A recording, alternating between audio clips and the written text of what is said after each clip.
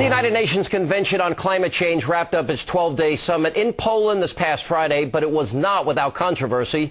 Many of its former members have joined with over 600 leading scientists from around the world to protest claims that global warming is in fact man-made. Now, this comes on the heels of a brand new documentary called Not Evil, Just Wrong, whose producers say that propaganda is fueling the global warming hysteria. Let's take a listen.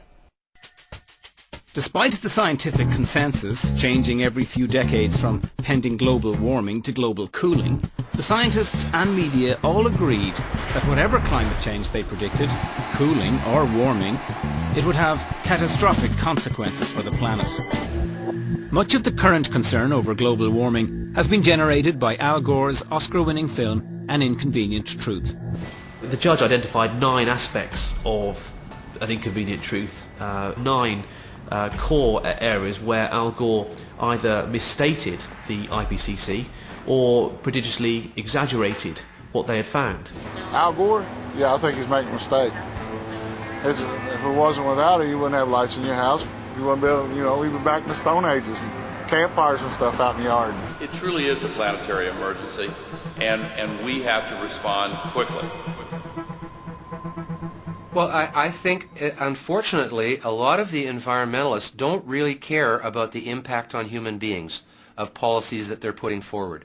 When they suggest that we should ban chlorine worldwide, what do they want, a cholera epidemic?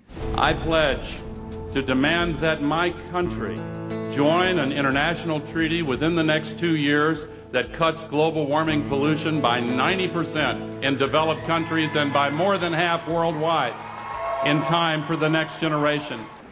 Well, he's talking about carbon footprint. Well, pardon me. What does he fly on? His own jet? He doesn't fly commercial on Southwest like I just did. He flies his own jet. Don't preach to me. And joining us now, Philum McAleer and McElhenney. Guys, good to see you. Good. I'm glad you're here. All right, look, I am tired of the global warming alarmism, the hysteria, the talk about changing our economy, our way of life. You agree, this is alarmism, correct? Yeah. I mean, our documentary looks at whether this is real science, and if it is real science, is the cure worse than the disease? Is it real science? No, it's a seriously flawed theory. And if you examine the theory, at the back of it very often is anti-capitalism, anti-Americanism, anti-modernity.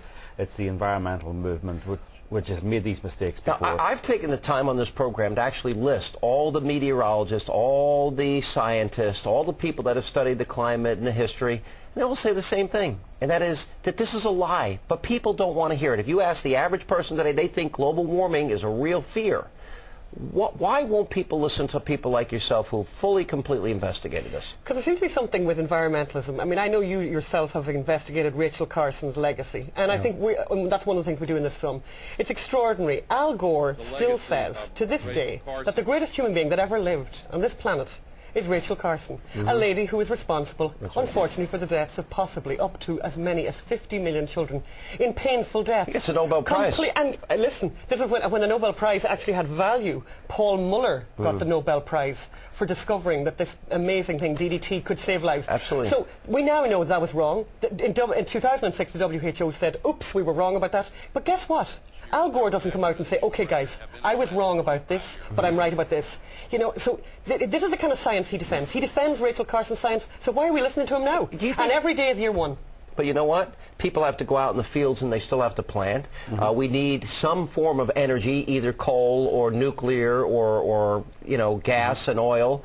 But I think if a lot of liberals had their way, we'd be living in huts and we would be driving bicycles to work. Yeah, no, and as we said, the lights would go out. The lights would go out in America. I think it's no coincidence that environmentalism really took off after the fall of communism. In '89, when communism was shown to be a busted flush, suddenly environmentalism became the latest thing, and it's another way of advancing that anti-capitalist, anti-modernity, anti-industrial agenda, anti-American. And of controlling people. You know, get out of my light bulb, please. You know, one of the things that we say is, you know, that they used to say about conservatives will always want to interfere in your bedroom. Well, no, hang on, the Liberals are in every other room in the house. Get out of my light bulb, please. Get out of my SUV. Get out of my life. This country is great, and it was made great on the back of big energy. But if we don't have that big energy, what is going to happen? The lights are going to go out. Factories are going to close. I agree with you. I think if we don't start building nuclear facilities, refineries, if we don't start drilling for oil, if we don't do all the above, and by the way, I'm for conservation. I drive a hybrid,